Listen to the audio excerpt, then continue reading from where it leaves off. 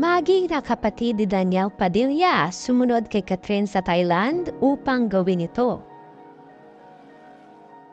Trending at usap-usapan na naman si Kathryn Bernardo ngayon sa social media dahil na rin sa recent post niya sa Thailand.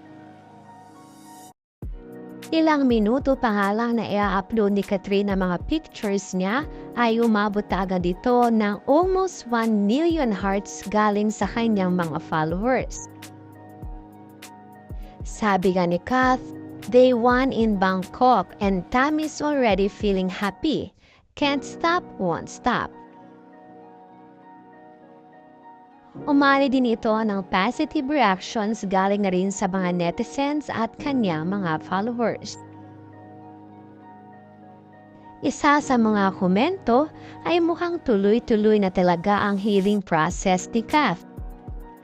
Dahil nagagawa niyang puntahan ang mga lugar kung saan ay napuntahan na din nila noon ni Daniel Padilla. Makikita naman na kasama ni Kathryn sa tour na ito ang kanyang nag-iisang mami, pamangkin at ganoon na rin pinsan. At sadyang hindi nga nagpaawat si Kathryn sa pagkain niya ng mga authentic food sa Bangkok.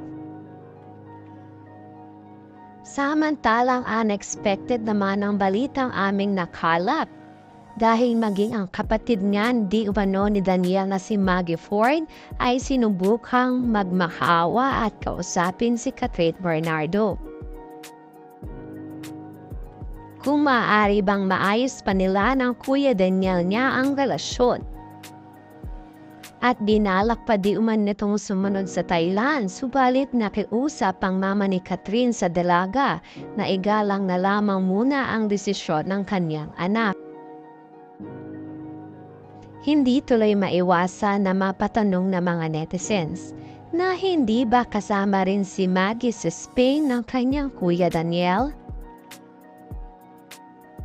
Ginagawa niya ba ito out of guilt dahil may alam din kahit papaano ang mga siblings ni Daniel na kasama sa Spain sa buong pangyayari?